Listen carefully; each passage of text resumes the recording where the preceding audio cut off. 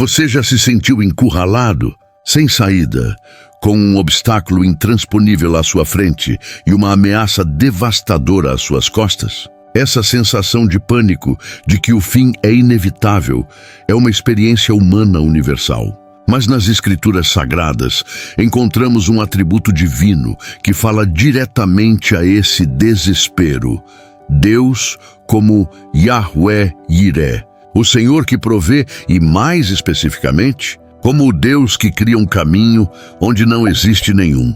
Em Êxodo capítulo 3, versículo 7, Deus declara a Moisés: "Tenho visto atentamente a aflição do meu povo, que está no Egito, e tenho ouvido o seu clamor por causa dos seus exatores, porque conheci as suas dores."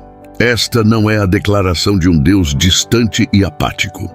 É a revelação de um Deus que vê, ouve e conhece o sofrimento. Ele é um Deus de libertação, um Deus cujo caráter é definido por sua ação em favor dos oprimidos. A promessa de tirar um povo da escravidão não era apenas uma promessa de liberdade política, mas uma demonstração de sua soberania sobre as forças mais poderosas da terra e sobre as próprias leis da natureza. A história da travessia do Mar Vermelho não começa nas margens da água, mas no coração de um Deus que se recusa a ignorar o clamor de seus filhos. Se você já se sentiu preso em uma situação impossível e acredita que precisa de um milagre, peço que se inscreva neste canal e ative as notificações, pois a jornada que estamos prestes a desvendar hoje pode transformar radicalmente a maneira como você enxerga os seus maiores desafios. Vamos mergulhar em um dos maiores milagres já registrados, não como uma fábula antiga, mas como uma prova do caráter imutável de um Deus que se especializa no impossível. Mas o que acontece quando a libertação prometida parece levar a uma armadilha ainda mais mortal? A promessa de libertação soou nos ouvidos de um povo que só conhecia o som do chicote e o peso do trabalho forçado. Após séculos de escravidão no Egito, a liberdade era um conceito quase abstrato, um sonho sussurrado de geração em geração. Então, através de pragas devastadoras que expuseram a impotência dos deuses egípcios, o faraó, com o coração endurecido, finalmente cedeu. O povo de Israel saiu, não como fugitivos na calada da noite, mas de cabeça erguida, à luz do dia, carregando as riquezas de seus opressores. A mão de Deus estava visivelmente sobre eles. De dia, uma coluna de nuvem os guiava, uma sombra protetora no deserto escaldante. De noite, a mesma coluna se transformava em fogo, uma tocha divina que iluminava o caminho e afastava os perigos da escuridão. Era um GPS divino, uma manifestação constante e inegável da presença e do cuidado de Deus. Eles não estavam sozinhos. Cada passo era guiado. A liberdade era real, palpável. A esperança, antes uma brasa quase extinta, agora ardia como a coluna de fogo que os liderava. Eles estavam a caminho da terra prometida. O passado de dor e humilhação estava para trás. O futuro, embora desconhecido, era garantido pela presença visível do próprio Deus. Mas a rota que a nuvem os levou a seguir era estranha, ilógica. Em vez de tomar o caminho mais curto e direto pela terra dos filisteus, Deus os conduziu para o sul, em direção a uma área desolada, encurralando-os contra a vasta e impenetrável barreira do Mar Vermelho. Por que um Deus libertador os levaria a um beco sem saída? A liberdade que parecia tão certa começava a assumir a forma de uma armadilha perfeitamente arquitetada. E o inimigo, que eles pensavam ter deixado para trás, estava prestes a ter uma mudança de coração. No palácio do Egito, o silêncio deixado pela partida de milhões de escravos ecoava mais alto do que qualquer celebração. O luto pela morte dos primogênitos, a última e mais terrível das pragas, deu lugar a um amargo arrependimento econômico e orgulho ferido. O faraó, cujo coração Deus havia endurecido como parte de seu plano soberano, olhou para sua nação devastada e sua força de trabalho desaparecida e se perguntou: o que foi que fizemos? Deixamos Israel ir e perdemos os nossos servos. A humilhação de ter sido derrotado pelo Deus dos hebreus era insuportável. A lógica humana e a arrogância real tomaram o controle. Ele não aceitaria a derrota. A perseguição foi ordenada. 600 dos melhores carros de guerra do Egito, a mais avançada tecnologia militar da época, foram mobilizados, juntamente com todo o restante do exército. Imagine a cena. O som de milhares de rodas de ferro rangendo contra a areia, o trovão de cascos de cavalos de guerra, o brilho do sol no bronze dos capacetes e das lanças. Não era uma expedição para negociar. Era uma máquina de morte lançada com fúria para esmagar, capturar e aniquilar. Para os israelitas acampados à beira do mar, o primeiro sinal foi provavelmente uma nuvem de poeira distante no horizonte. Uma nuvem que crescia rapidamente, trazendo consigo um som baixo e ameaçador que fazia o próprio chão tremer. O pânico se instalou. A alegria da libertação se transformou em terror abjeto. Eles estavam presos. À sua frente, as águas intransponíveis do Mar Vermelho. Atrás deles, o exército mais poderoso do mundo vindo para matá-los. À sua esquerda e direita, o deserto implacável. Não havia para onde correr, para onde se esconder. O desafio genuíno não era apenas físico, era uma crise existencial. O mesmo Deus que os guiara com uma nuvem, agora os havia levado a este lugar de morte. A esperança se desfez, e em seu lugar, um grito de desespero ecoou pelo acampamento. O desespero tem uma voz, e ela é frequentemente a da acusação. O povo de Israel, vendo a morte se aproximar na forma do exército egípcio, voltou-se contra Moisés. O medo apagou a memória dos milagres que haviam testemunhado. As 10 pragas, a proteção divina, a saída triunfal do Egito, tudo se tornou pó diante da realidade aterrorizante que se aproximava. Suas palavras, registradas em Êxodo 14, são um retrato vívido do sofrimento e da incredulidade humana. Foi por não haver sepulcros no Egito que você nos trouxe para morrermos no deserto? O que você fez conosco tirando-nos de lá? Não era isso que lhe dizíamos no Egito. Deixe-nos em paz. Seremos escravos dos egípcios? Pois seria melhor para nós servir aos egípcios do que morrer no deserto. É uma explosão de amargura, sarcasmo e pavor. Eles não estavam apenas com medo.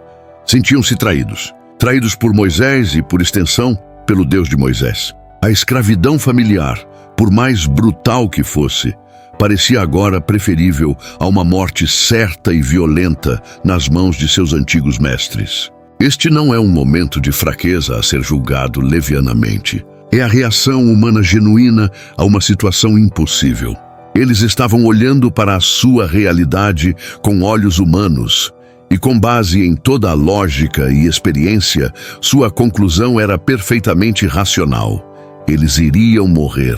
Esta é a essência do desafio genuíno. A fé não é a ausência de medo ou dúvida. A fé é o que se escolhe fazer apesar do medo e da dúvida. Naquele momento, nas margens do mar, o povo de Israel estava no ponto mais baixo, confrontando a aniquilação total. E é precisamente neste ponto, quando toda a esperança humana se esgota, que o cenário está montado para a manifestação do poder divino de uma forma que ninguém poderia prever ou imaginar. Em meio ao caos, ao choro e às acusações, uma voz se levantou. Não era a voz da lógica militar ou da estratégia humana. Era a voz de Moisés, o líder que, apesar de também enfrentar a mesma ameaça, escolheu se apegar à promessa do Deus que o chamou. Sua resposta ao povo aterrorizado é uma das declarações de fé mais poderosas de toda a Bíblia. Ele não ofereceu um plano de batalha. Ele não tentou minimizar o perigo. Ele deu uma ordem que desafiava toda a razão humana. Não tenham medo, ele disse. Fiquem firmes e vejam o livramento que o Senhor lhes trará hoje, porque os egípcios que hoje vocês veem, nunca mais os verão. O Senhor lutará por vocês. Então somente acalmem-se. Imagine a audácia dessas palavras. Acalmem-se! Enquanto o exército mais temido do mundo antigo avançava para massacrá-los. Fiquem firmes. Quando cada instinto gritava para correr, mesmo que não houvesse para onde ir. Era um chamado para parar de olhar para as circunstâncias e começar a olhar para Deus.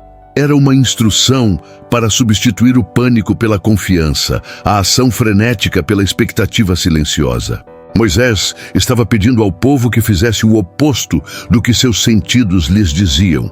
Ele estava declarando que a batalha não era deles. O resultado não dependia de sua força, de suas armas ou de sua coragem, mas unicamente do poder e da fidelidade de Yahweh. Esta é a primeira manifestação da ação divina, uma palavra de comando que realinha a perspectiva.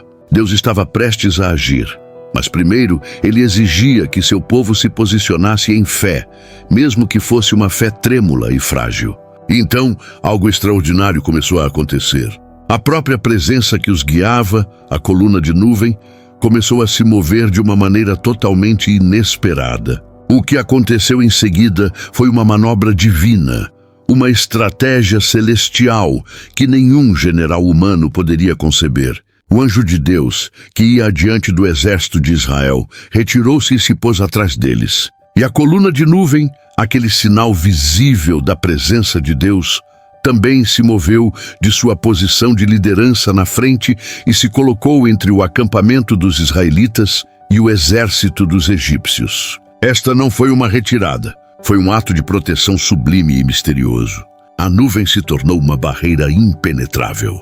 Para os egípcios, que avançavam sedentos por vingança, a nuvem trouxe uma escuridão sobrenatural. A noite caiu sobre eles prematuramente, uma escuridão densa e confusa que paralisou seu avanço. Seus cavalos empinavam, seus carros de guerra se chocavam, a ordem se desfez em caos. Eles não conseguiam ver seus inimigos, não conseguiam avançar. Estavam completamente neutralizados pela presença de Deus manifestada como trevas. Mas para os israelitas, do outro lado da mesma nuvem, a noite se tornou dia. A Escritura diz que a nuvem iluminava a noite para eles. Imagine a cena. Atrás deles, uma parede de escuridão total e confusão para seus inimigos. À frente deles, uma luz suave e divina que banhava o acampamento em uma paz sobrenatural, mantendo-os seguros e visíveis uns aos outros. A mesma manifestação de Deus que era juízo e confusão para os opressores era luz e salvação para os oprimidos. Este foi um milagre antes do milagre principal. Deus não apenas prometeu lutar por eles, ele já estava lutando.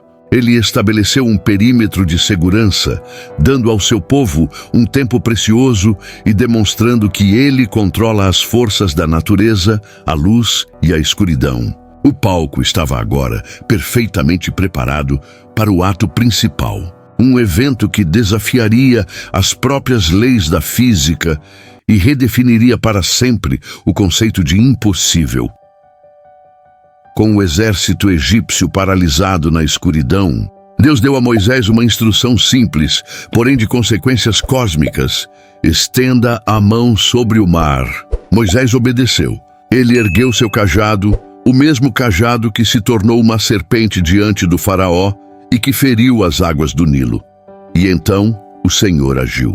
A Bíblia nos diz que ele fez soprar um forte vento oriental durante toda a noite. Este não era um vento comum. Era uma força da natureza concentrada e direcionada pelo Criador do universo. Durante horas, o vento uivou, um som ensurdecedor que era ao mesmo tempo aterrorizante e promissor. Ele não apenas empurrou a água, ele a dividiu.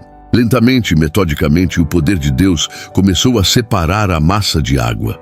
O que antes era uma barreira líquida e intransitável, começou a se transformar em um corredor.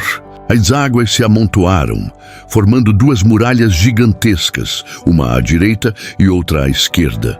A descrição bíblica é precisa e inspiradora. As águas foram divididas. O fundo do mar, que por milênios esteve submerso na escuridão e na pressão, foi exposto.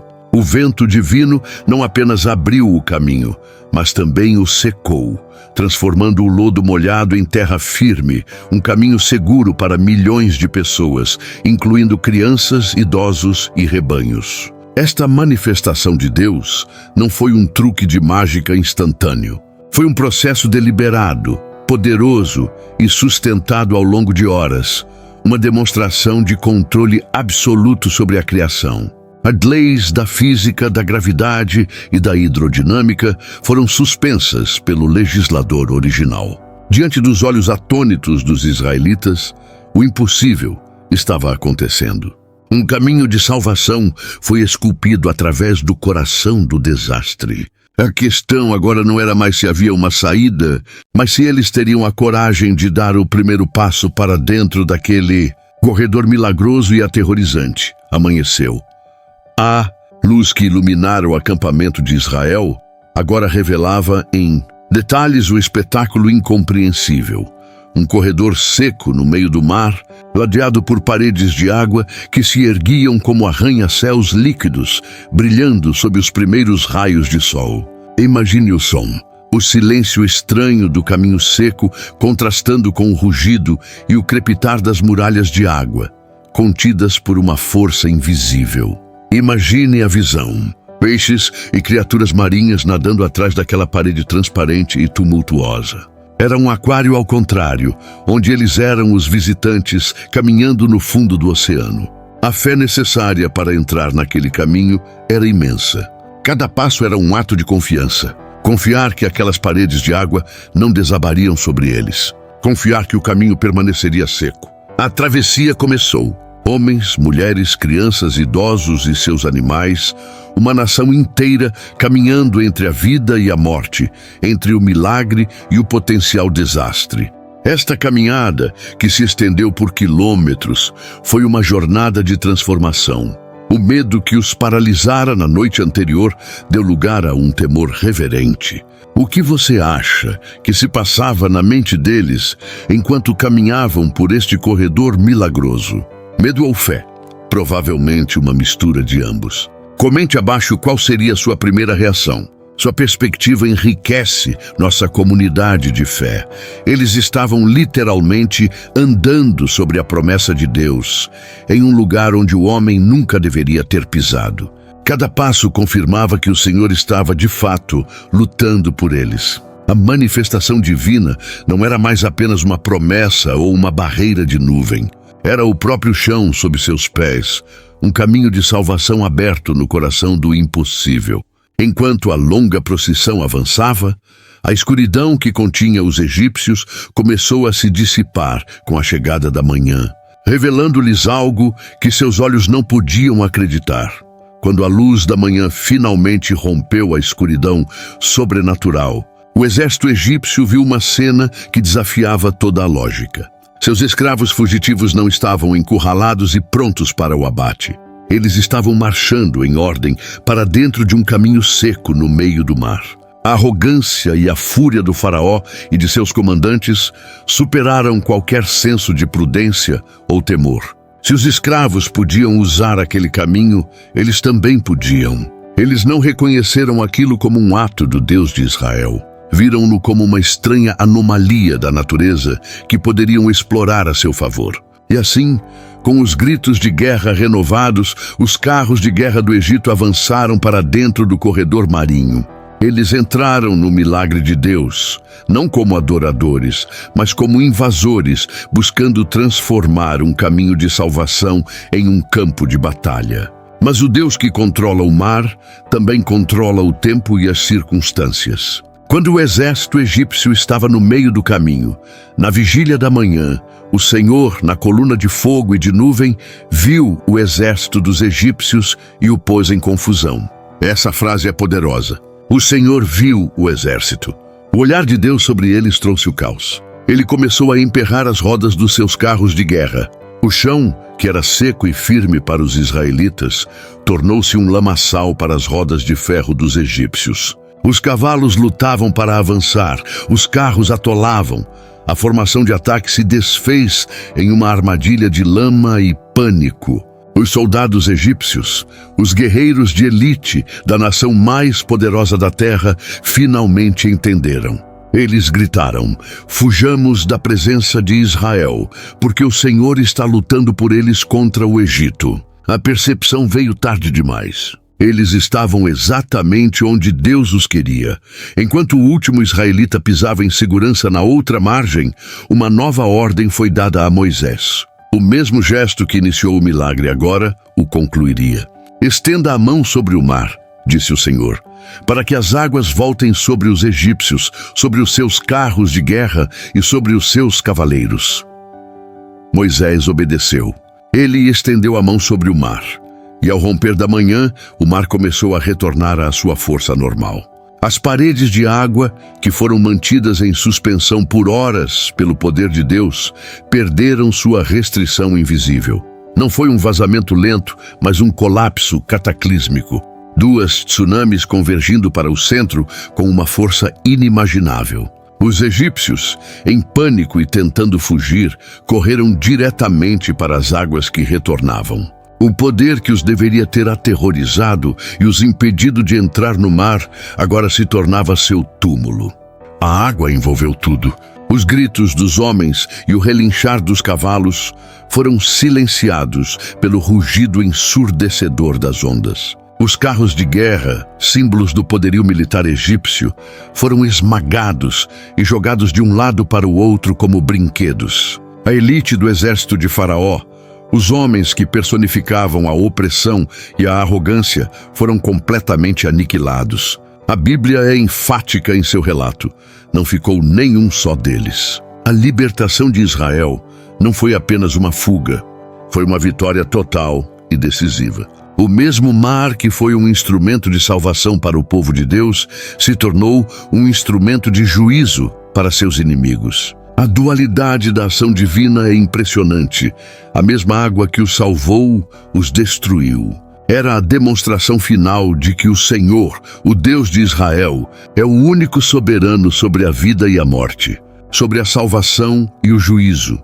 Quando as águas se acalmaram e o mar voltou ao seu estado normal, o povo de Israel, agora em pé na segurança da outra margem, testemunhou a prova final de sua libertação.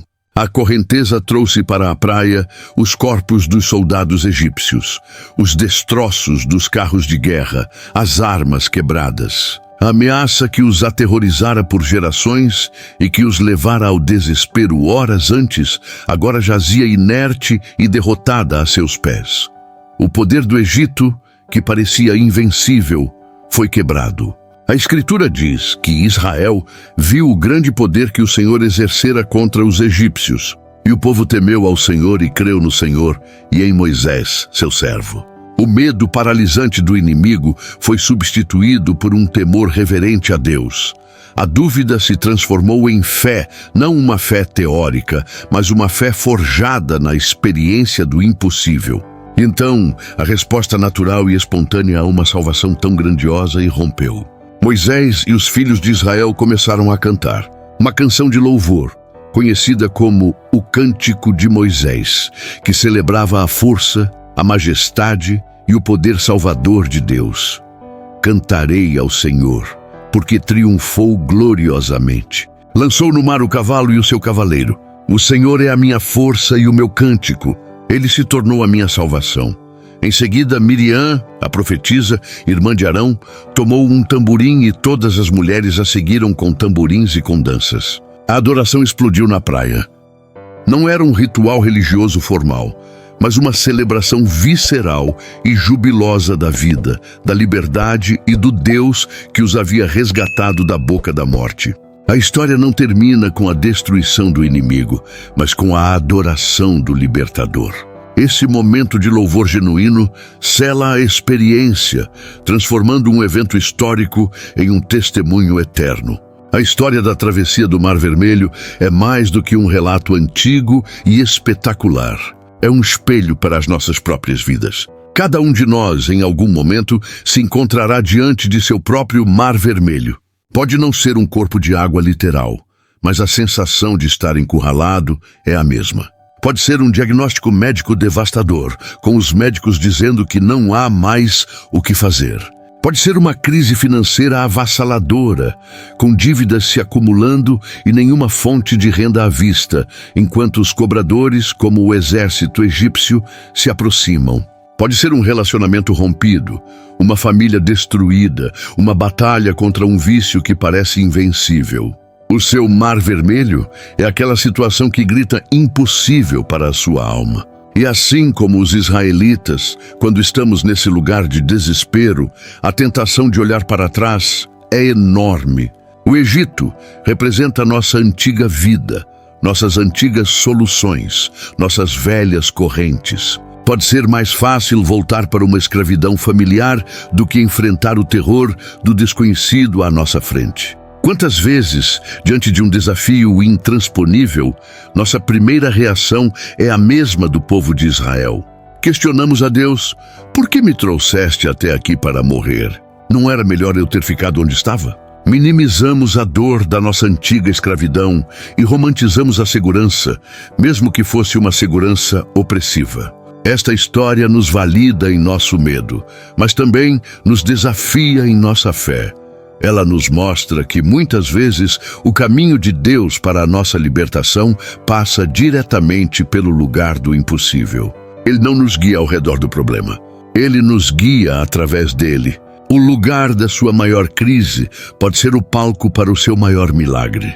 Então, o que a travessia do Mar Vermelho nos ensina sobre como enfrentar nossos próprios impossíveis? A primeira lição é que Deus está no controle, mesmo quando o caminho parece ilógico. Ele guiou Israel para aquele beco sem saída de propósito, para que sua glória e poder fossem manifestados de uma forma que ninguém pudesse negar. Se você se sente encurralado hoje, saiba que sua localização pode não ser um acidente, mas uma nomeação divina para uma demonstração do poder de Deus. A segunda lição é o chamado de Moisés. Fiquem firmes e vejam o livramento do Senhor. Ficar firme não é passividade, é uma postura de confiança ativa. É a decisão de parar de entrar em pânico, de parar de tentar resolver tudo com nossas próprias forças limitadas e de fixar nossos olhos em Deus, esperando que Ele haja. É a parte mais difícil, mas é a mais crucial. É o silêncio da fé que precede o som do milagre. A terceira lição é que Deus luta por nós. O Senhor lutará por vocês. Então somente acalmem-se. Isso significa que a batalha principal não é nossa. Nossa parte é confiar, obedecer e avançar quando Ele abrir o caminho. A pressão para vencer não está sobre nossos ombros. Ele assume a responsabilidade pela nossa libertação. Ele coloca uma barreira entre nós e nossos inimigos. Ele lida com as forças que vêm contra nós. Finalmente, a história nos ensina que o caminho de Deus, muitas vezes, se abre onde não há caminho. Quando todas as portas se fecham, quando todas as opções se esgotam, é aí que Ele se especializa em criar uma nova opção, uma porta onde havia uma parede, um caminho seco onde havia um mar. A sua situação impossível não limita o poder de Deus. Ela é a tela perfeita para que Ele pinte a sua obra-prima de livramento. A travessia do Mar Vermelho é, em última análise, uma revelação do caráter de Deus. Ele não é um conceito filosófico ou uma força impessoal. Ele é Yahweh, o Deus do pacto, o libertador, o guerreiro divino, o pastor que guia, o salvador que abre caminhos no meio do impossível. A mesma mão que dividiu as águas há milhares de anos é a mão que está estendida para você hoje, no meio da sua crise. O mesmo poder que transformou o fundo do mar em terra seca pode transformar sua situação de desespero em um testemunho de livramento. O mesmo Deus que lutou pelos israelitas promete lutar por você. A história não está nos anais do tempo apenas para ser admirada. Ela está lá para ser aplicada, para infundir esperança em nossos corações e fortalecer nossa fé quando enfrentamos nossos gigantes e nossos mares. Por isso, somos convidados a uma adoração genuína. Uma adoração que não se baseia em circunstâncias favoráveis, mas na verdade imutável de quem Deus é. Ele é digno de louvor, não apenas quando o sol brilha, mas especialmente quando estamos encurralados entre o exército e o mar. porque é nesses momentos que sua fidelidade e seu poder se tornam mais reais para nós. Hoje eu o convido a identificar o seu Mar Vermelho. Olhe para ele não com medo, mas com fé. Apresente-o ao Deus que se especializa no impossível. E junte-se ao cântico de Moisés e Miriam, declarando que o Senhor é a sua força e a sua salvação. Se esta mensagem tocou seu coração, compartilhe este vídeo com alguém que está enfrentando seu próprio Mar Vermelho. Deixe seu amém nos comentários se você crê que o mesmo Deus que abriu o mar pode abrir um caminho para você. Vamos juntos adorar o Deus do impossível. E assim, nas margens seguras da liberdade, nasceu a primeira grande canção de louvor da nação. O cântico de Moisés, ecoado por Miriam e todas as mulheres com seus tamborins, não era apenas um hino de alívio, mas uma declaração teológica, uma proclamação para todas as gerações futuras sobre quem é o Senhor. Eles cantaram sobre sua destra gloriosa, sobre como ele lançou no mar o cavalo e o cavaleiro, sobre como ele é um guerreiro cujo nome é Yahweh. Essa adoração espontânea, nascida do assombro e da gratidão, selou o evento não como um mero acaso da natureza, mas como um ato deliberado de um Deus pessoal e redentor. Eles não apenas foram salvos, eles conheceram o seu Salvador de uma forma que marcou sua identidade para sempre. Mas essa canção, entoada há mais de 3.000 anos, não ficou presa nas areias do Sinai. Ela atravessa o tempo e chega até nós com uma pergunta penetrante. O que o milagre que inspirou esse louvor significa para o nosso mundo, para as nossas vidas, para os mares intransponíveis que se erguem diante de nós? Aquele caminho seco no meio do abismo não foi apenas o fim de uma perseguição. Foi o começo de uma jornada de fé, e é nessa jornada que a história dele se conecta profundamente com a nossa, nos convidando a descobrir como o Deus que abriu o Mar Vermelho age em meio aos impossíveis que enfrentamos hoje.